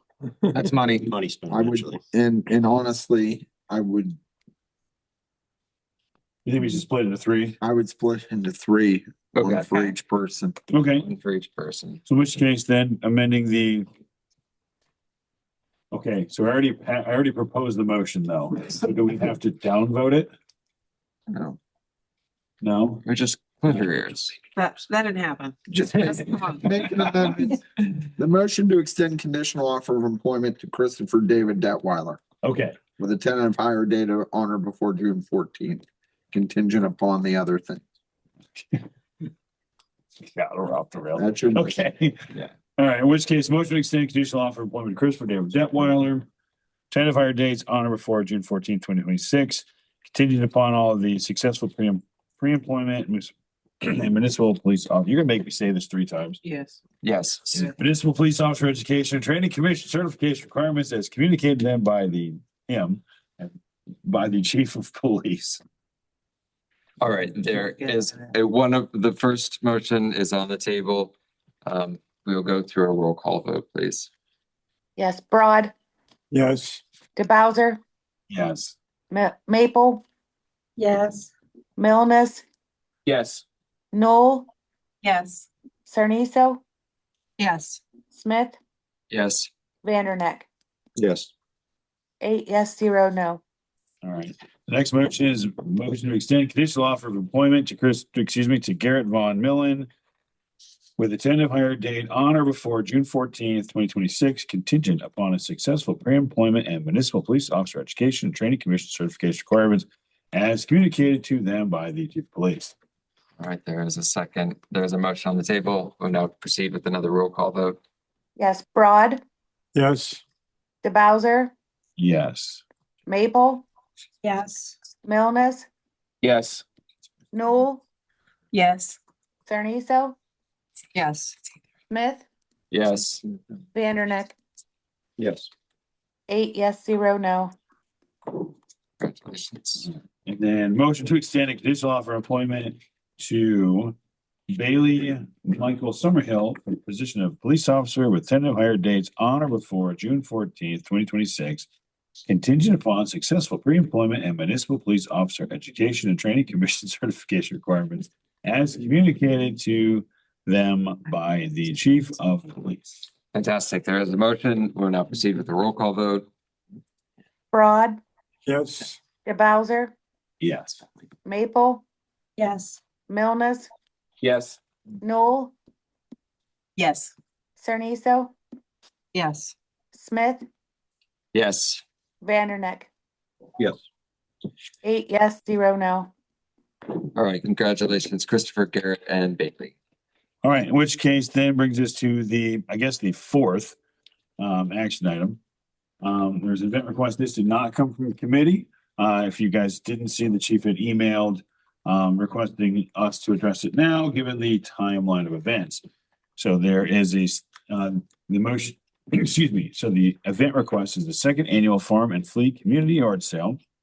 Suggested motion is the motion to approve the second annual Farm and Fleet Community Yard Sale on Saturday, June 6th, 2026 on South 8th Street between Gompers Avenue and Church Street if needed. Oh, if needed. So basically if it's big enough, if it's okay, from 7:30 a.m. to 1 p.m. All right, there's a motion on the table. Is there a second? Second. Garrett seconds. All those in favor, please say aye. Aye. All opposed? All right, event request accepted. That is it. Unless somebody has questions for public safety. I have none. Anyone else? All right, moving forward to the next Public Works. All right, Public Works, got a lot of, that was a long meeting. We talked quite a bit. We have several infrastructure projects, including sinkhole repairs, some ADA repairs on 8th and Church Street. And there's also an issue with the basement floor at the community center. For those who don't know, it's the library. We're working with, I think we're getting a grant through Lowe's to repair. They're just sinking there. Yeah, things are falling through. I'm not sure how it falls through the basement of the library. What's below the basement of the library? Remember there used to be a pool, swimming pool there? I mean, I don't. You remember that, Casey? I was like, I see that sinking, but I don't Yeah, understand. that's why where or- it used to be. Okay. It's like a. Department. So there is a swimming pool in the basement and the floor is sinking into it. Yeah. Huh. Into the mine below. I didn't. Okay. He probably remembers it. He remembers everything. No, it wasn't a swimming pool. I knew about the swimming pool, but. Yeah. I think we could recreate the It's a Wonderful Haven't Life been scene here. where the sinking pool I falls. probably know that, but I've lived in here. in- All right. You find two cubes. So the wastewater treatment, we'll talk about we had a big issue down there. There's a lot of equipment that needs to be repaired. A new pump was ordered. We got our new draft permit, for the lab, and that will probably include the PFAs and E. coli, and some other things that we'll be having to test. We anticipate having to test those and maybe having to treat those at some point in the future, which would be very expensive. So in the meantime, while they're just in the testing phase and we don't have to treat it, we're gonna be outsourcing the testing just because we don't want to buy the equipment if we don't end up having to treat in the future. We have a street sweeper, which I don't know if anyone saw pictures. I don't know, Paul sent them to me. Maybe he didn't email them to everybody, but it's pretty cool. It's also a vac truck, so it's not just sweeping, but it's also scooping out and collecting stuff that it's sweeping. So that was purchased through a grant. So that's completely refundable. LSA money. What's that? LST money or LSA? LSA. LSA? Yeah. Okay. It's for what? I don't know. Local Local service. service. Local service. Gambling money. It's the gambling. Oh, okay. Thanks, everybody. For participating. Contributed to that this weekend. I just noticed my name is spelled wrong. All right, there's issues with a lot of the tree grates. We discussed those, just like the freeze and the thaw being recycled plastic.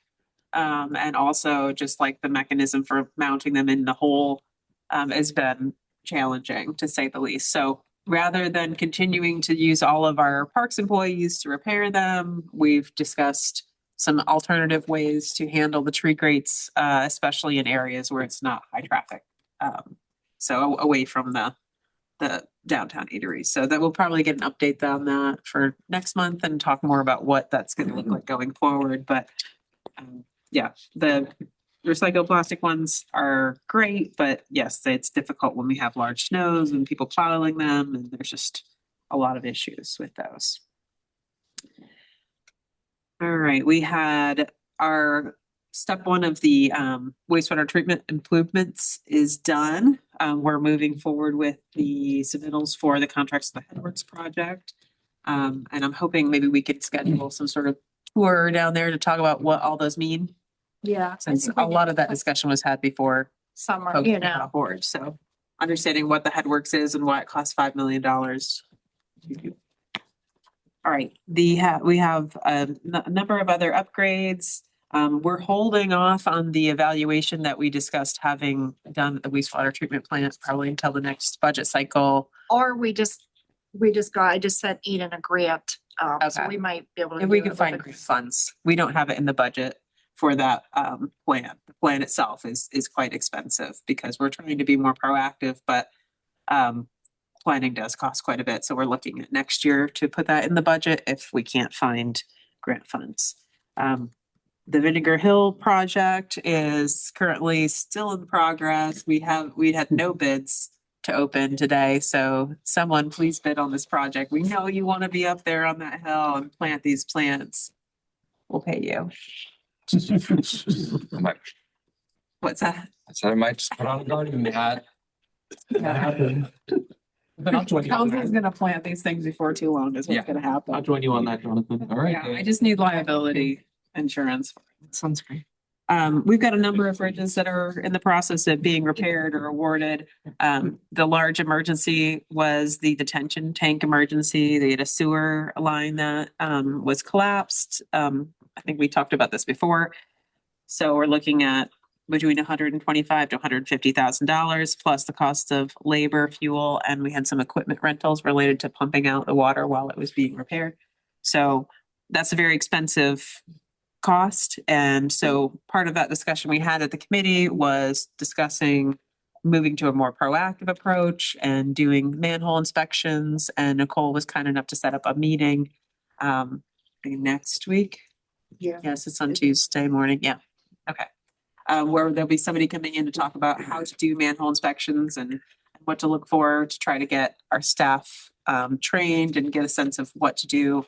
Because if we can identify these problems before they turn into $200,000 emergency repairs, it would be really good for us to be able to make some of those repairs before they become emergencies.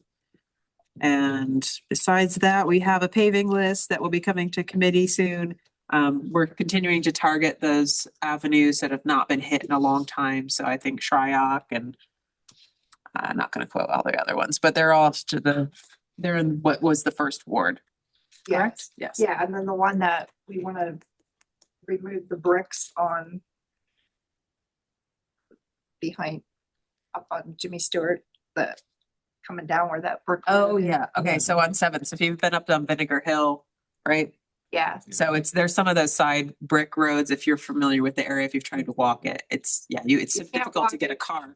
trucks, the waste management can't get up there, our plow trucks can't get up there because of the bricks or so. Is it one of the exposed brick ones? Yeah, it's like, Because there's bricks under a lot of them. but it's a gray. Yeah, it's the gray. Right.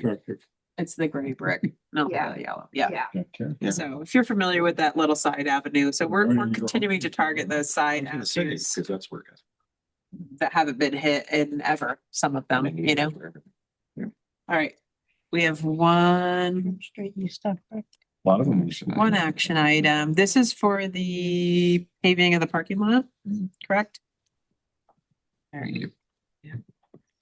Go back here. And it's also, it's not just, we're paving the whole parking lot bit, because we had to put a new generator out there, so if you go see where that fence is, that's the main reason we have to, is the paving of that around that new generator, so just get, our parking lot's horrible, so. Yeah, we're just doing the whole. it's parking in lot. rough shape. I think we fixed a hole in it Yeah. not that long ago. There was. Water still sits in it, right? Yeah. I mean, I know they Yes. tried to make it Yeah. better, but they didn't fix it, I don't think. Are they fixing that with engineering?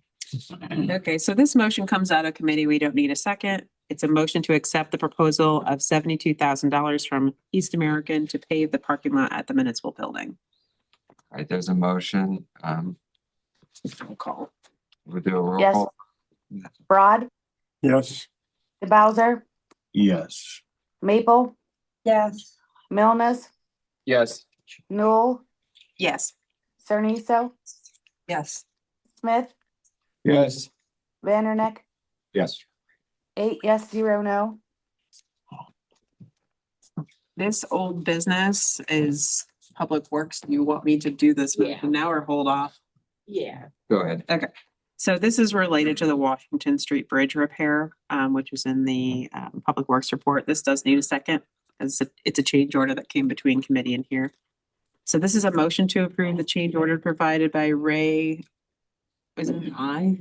Yeah. Okay, Ray I Winters and Sons LLC, extending the contract terms for time to the project completion, substantial completion on June 1st, final payment on June 16th. So it's a change in dates. All right, there's a motion on the table. Is there a second? I'll second the motion.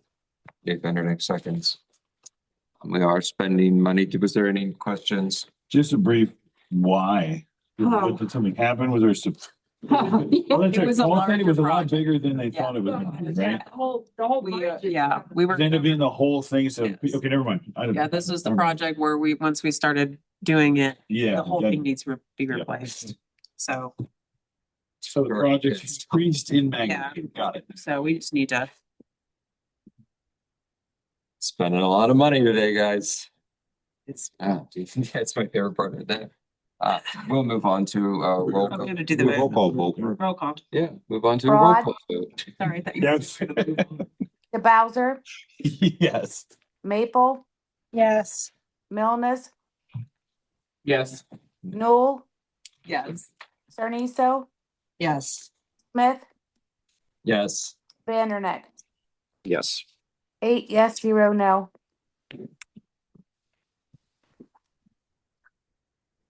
All right. Thank you.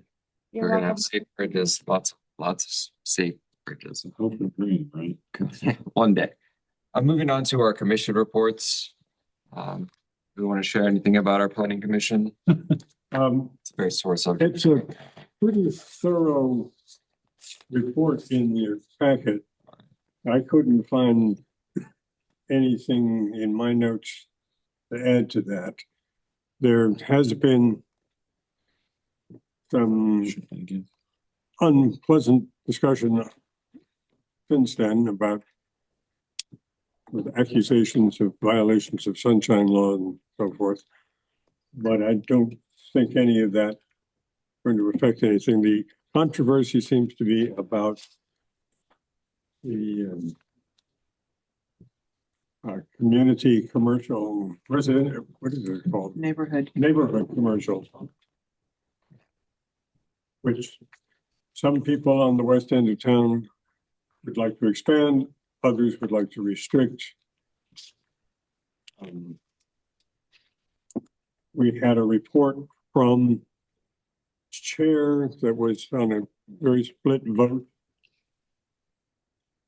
So to go ahead.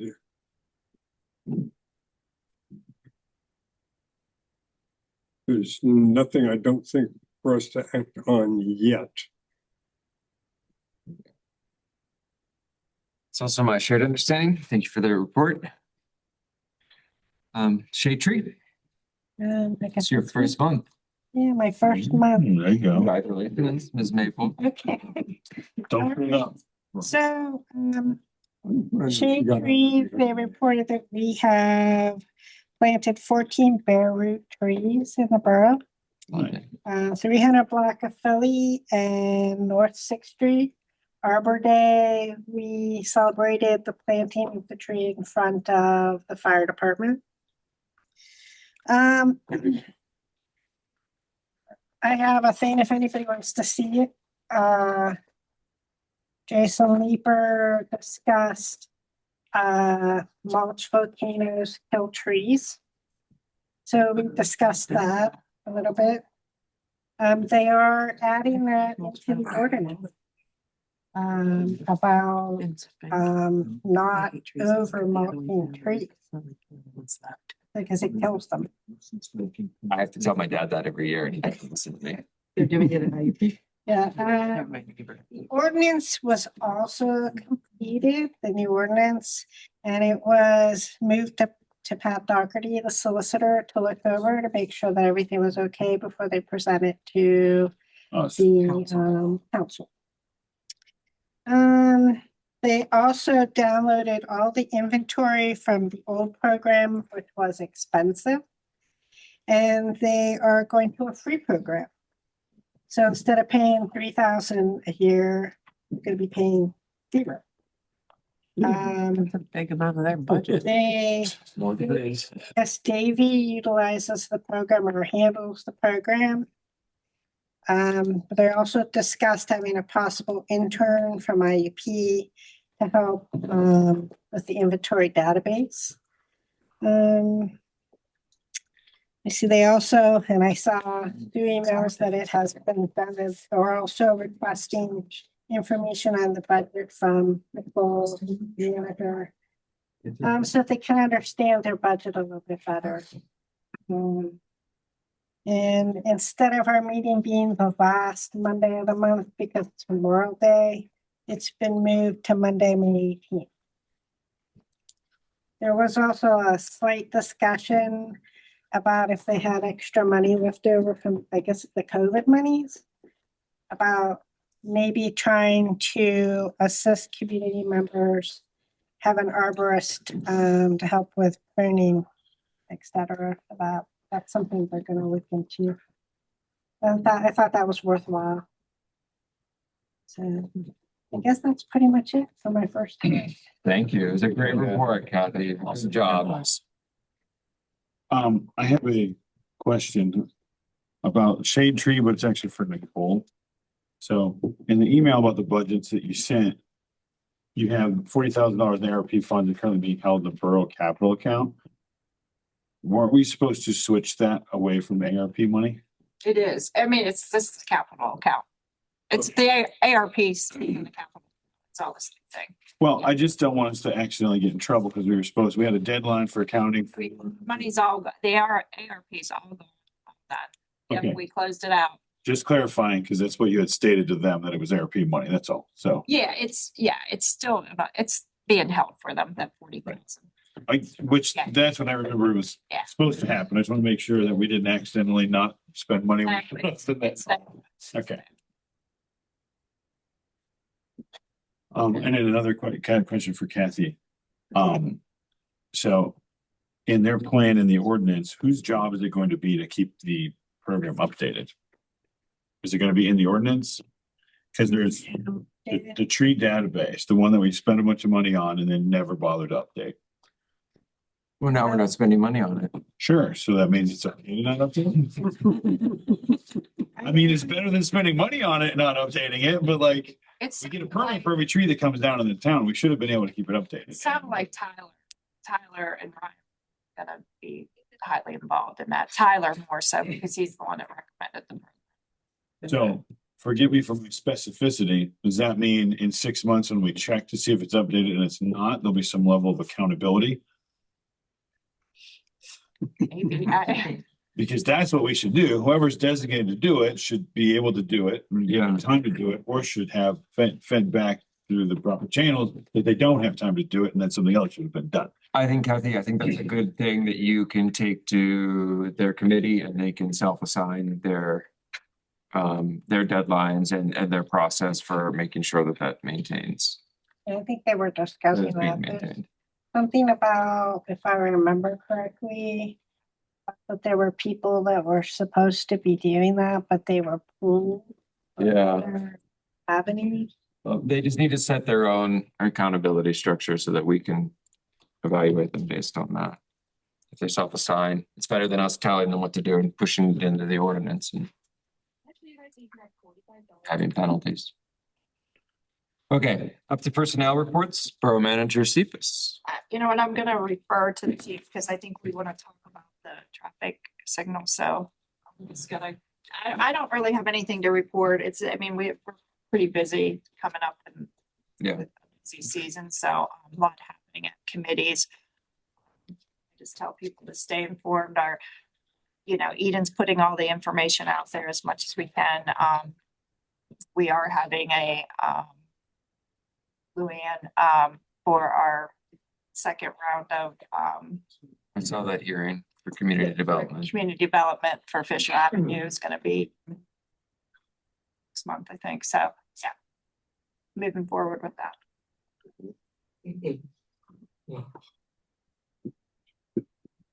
I think we want to have some time for. Yeah, okay, moving on to Chief Shaw, Chief of Police. Thank you. I apologize in advance. I'm under the weather today. I don't know if I sound better than I feel or feel better than I sound at this point in time, but I may not be at the top of my game today. First, a thank you to everybody around the table, including staff, for all that you do for our community. So many moving parts, big and small, that are happening. And it takes an inordinate amount of work and support of everyone to get that accomplished. So just generally a thank you. I did want to highlight, I came across my desk today that there was an article published in Business View magazine, which I'm not necessarily familiar with. But I really wanted to share publicly that Mayor Simelton, Manager Cephas, President Smith, and Planning Director Trajan Jones are highlighted predominantly in a magazine about Indiana Borough. I thought that the article was extremely well done, and I just appreciate their ambassadorship of the borough. Everyone that I just mentioned was quoted in that magazine, and truly, it put Indiana Borough in a spotlight. And the headline from Pennsylvania was Best Managed Townships, which is kind of, I get it, we're a borough, but it's not, how great is that under Best Managed Townships in Pennsylvania, there's a highlight about Indiana Borough. So just kudos generally to everyone. It's great when we can lead. And I truly believe that we're leading in that category.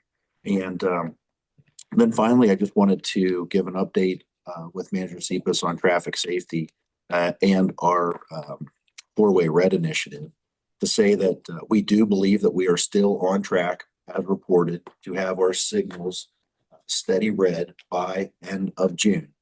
That project has not started yet. And the reason that it has not started yet, or one of the reasons that it has not started yet, is that our partner at Traffic Control Engineering Company is still in the procurement phase for the signs that need to be placed at all of our intersections that say no turn on red. Those signs were anticipated to be in beginning of May. We were told that that order is now expected to come in on May 15th.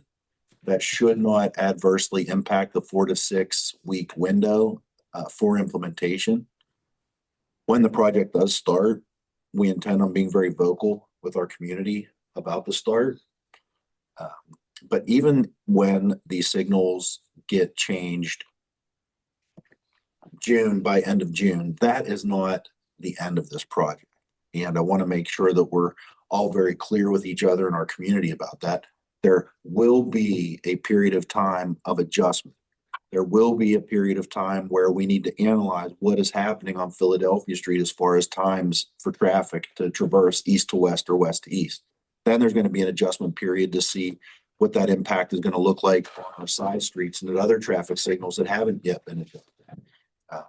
I don't anticipate this project being truly completed probably until end of 2026, because not only do we have to analyze what's happening end of June, but we also need to then pay attention to what happens when school starts, the beginning of August or the end of August, beginning of September, and then we bring IUP in.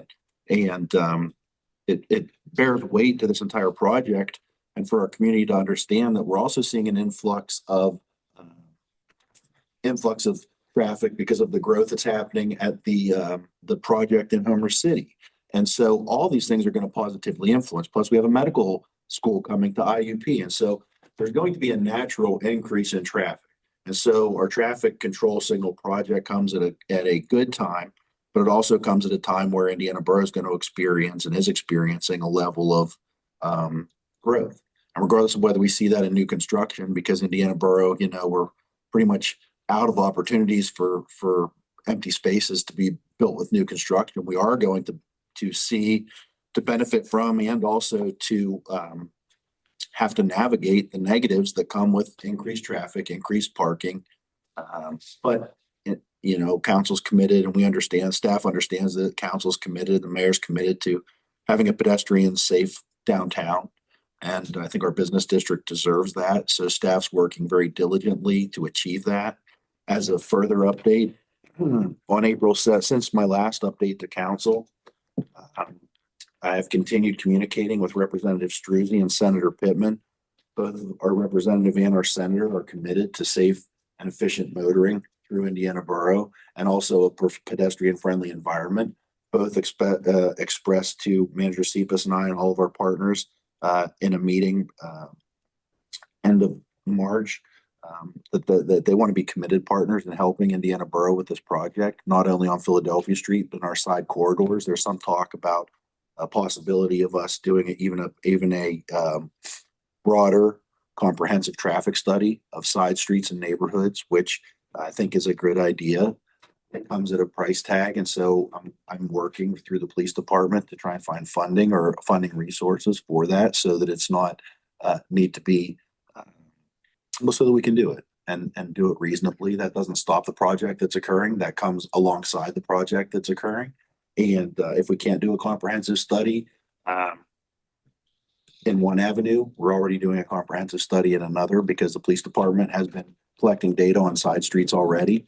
But we're going to have to compare the data that we've collected pre-signal change to the data that we will collect post signal change. And so I just want to prepare council that, there is a likelihood that some community members who either haven't heard this message or who have experienced what they believe to be an increase of traffic volume or speed in their neighborhoods, that they may come to meetings immediately after the implementation and express a level of concern.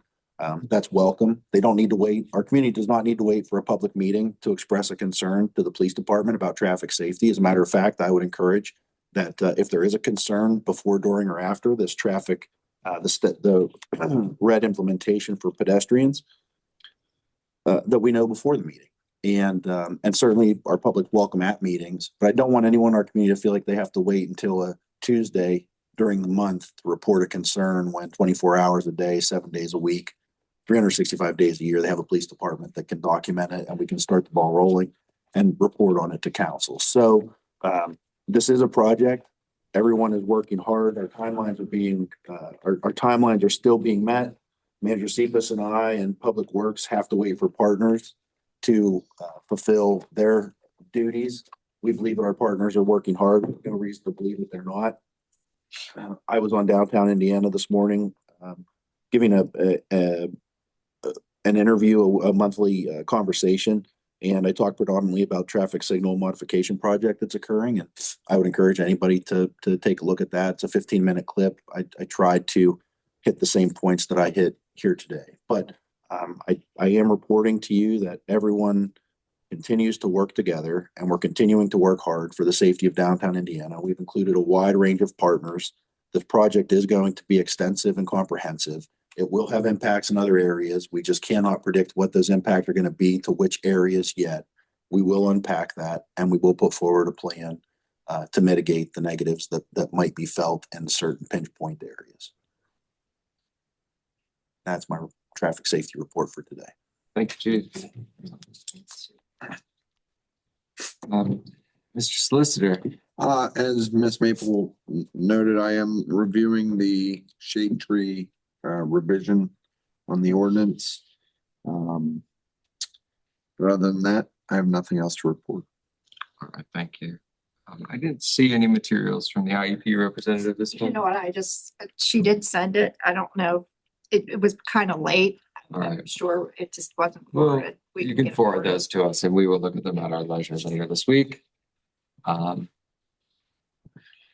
I just wanted to take a moment to recognize, express my appreciation for Indiana County's investment in the revitalization of the First Commonwealth Bank building and transforming it into its multi-purpose welcome center.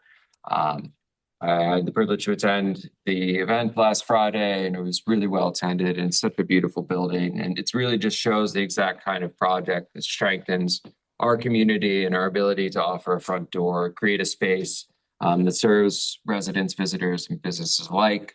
Specifically, I want to acknowledge Executive Director Byron Stauffer of the Indiana County Office of Planning and Development for his leadership in the design and management of that project, and Representative Dave Reed, along with First Commonwealth Bank, for the donation of that building. It's these types of partnerships that don't happen by accident, and it really reflects a shared commitment to this community and to our downtown. I want to also recognize our collaboration partners that are going to live in that space, the Chamber of Commerce, Downtown Indiana, and the Indiana County Tourist Bureau. Those organizations consistently show up for our borough, work together, and move projects forward when it matters. And as we look to grow our community endowment of Indiana Borough in partnership with the Community Foundation of the Alleghenies, it's projects like this that show what's possible when public and private investments work together. It reflects something bigger, a model we can build upon. And as Senator Joe Pittman emphasized in his remarks last Friday, our downtown is vibrant, but it doesn't stay that way on its own. It takes intentional investment, strong partnerships, and a willingness to think creatively about how we use our space. As a borough, we remain committed to that work. We are open to partnerships and solutions that ensure our properties and our downtown as a whole are used to their highest potential. So you can navigate the borough's website to learn more about our funding priorities and ways of giving to our foundation. Again, thank you to everyone who played a role in making the Welcome Center and Friday's event a showcase of Indiana at its best. And I encourage everyone on the board, if you haven't had a chance, please stop by, say hello to the Tourist Bureau, and see how working together achieves amazing outcomes. That's all I have, Mr. Mayor.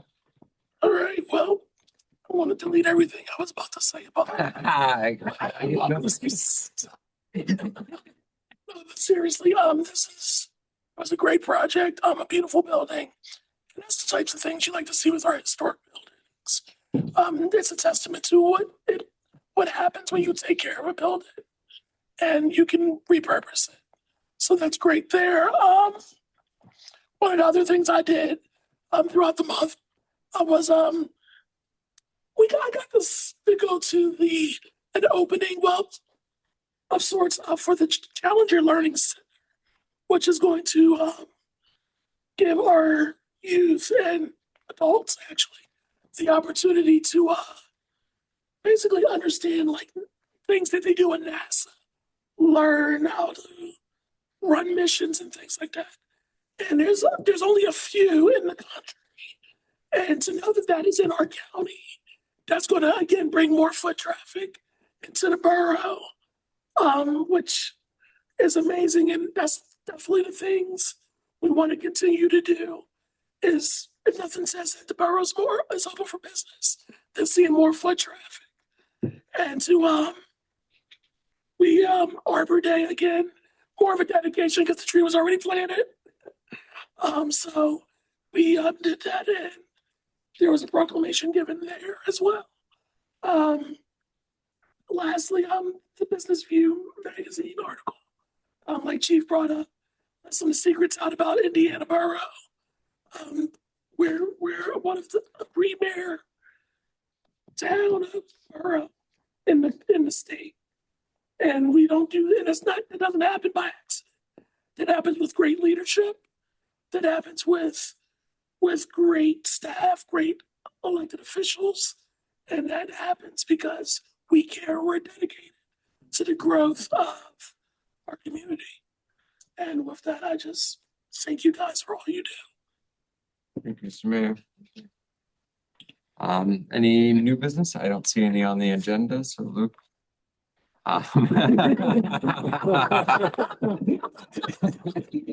we can now move to community events and impacts, I just wanted to highlight that May Mart is on, my short-term memories. It's the 50th. It's the 15th and 16th. I'm so excited. I'm ready to buy those tomatoes. Anyone else? Plants. Does anyone else have any community events? Graduation is on Saturday for IUP. Oh, yes, congratulations, Garrett. I wasn't expecting me to. He will be graduating. Thank you. Oh, you young Well one. done. But not going anywhere. I made sure. Yeah. All right, that's all I have. Did anyone else have any community events? All right, I would entertain a motion to adjourn. There's a second. Yeah, you don't. I don't need a second. I love that. I was approved. This is what they say.